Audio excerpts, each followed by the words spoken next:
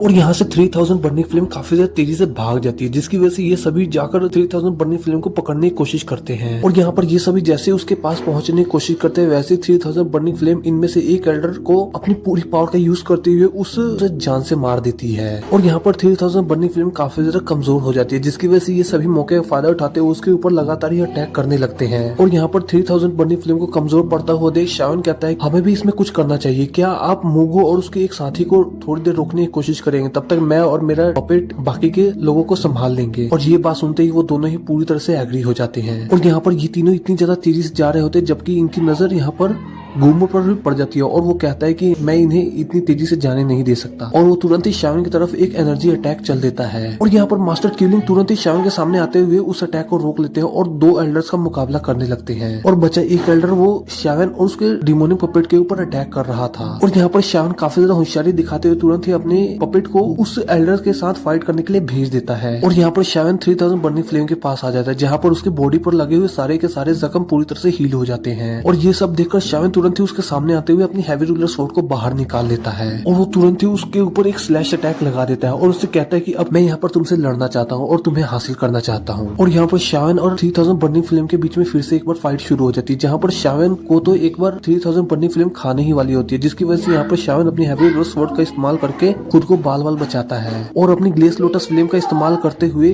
उसके मुंह के अंदर हमला कर देता है। और 3000 बर्निंग फ्लेम जैसे यहाँ से निकलती है, वैसे ही शावन के ऊपर काफी ज्यादा खतरनाक अटैक कर देती है, एनर्जी अटैक कर देती है, जिससे बचने के लिए शावन अपनी हैवी रूलर स्वॉर्ड को अपने आसपास काफी ज्यादा तेजी से घुमाने लगता है। और इसी में शावन अपने पास से कुछ पिल्स की शीशियां निकालकर उसके बॉडी के ऊपर फेंक देता है, जिसकी वजह से यहाँ पर 3000 बर्निंग फ्लेम की बॉडी पूरी तरह से फ्रीज हो जाती है। और तुरंत ही अपने पास से एंशिएंट ड्रैगन का ब्लड निकालते हुए उसके सिर पर गिरा देता है, ताकि उसे कंकर करने में आसानी हो। और यहाँ पर शावन फिर से एक बार 3000 बर्निंग फ्लेम की सोल सी के अंदर एंटर कर जाता है और उसके पीछे से एक आवाज सुनाई देती है, जहाँ पर वो कह रही होती है कि सच में तुम काफी ज्यादा टैलेंटेड हो और यहाँ पर इस सब की कीमत तुम्हें चुकानी होगी अपनी जान देकर। और यहाँ पर शावन कहता है कि मुझे तुमसे डर नहीं लगता, चलो हम दोनों ही एक दूसरे से सोल बैटल करते हैं। और यहाँ पर इन दोनों के बीच में फाइट शुरू हो जाती है, जहाँ पर सभी को पता लग जाता है कि ये दोनों ही सोल बैटल कर रहे हैं। और यहाँ पर मिस काविन एंड उसके साथी शावन के पास आते हैं, जिन्हें पता लगता है कि शावन यहाँ पर 3000 बर्निंग फ्लेम से सोल बैटल कर रहा है। सच में शावन काफी ज्यादा टैलेंटेड है। और यहाँ पर गुमू इसी मौके का फायदा उठाते हुए तुरंत ही शावन के ऊपर काफी तेजी से अटैक करने वाला होता है। तभी वहाँ पर एक और पावरफुल वॉरियर अपीयर हो जाता है, जिसके प्रेशर की वजह से यहाँ पर गुमू काफी ज्यादा पीछे दूर ढकेला जाता है। और वो पावरफुल वॉरियर और कोई नहीं मास्टर जुआंगजोंग होते हैं। और यहाँ पर गुमू मास्टर जुआंगजोंग को देखकर काफी ज्यादा डर जाता है और कहता है कि हमें यहाँ से जल्द भागना होगा,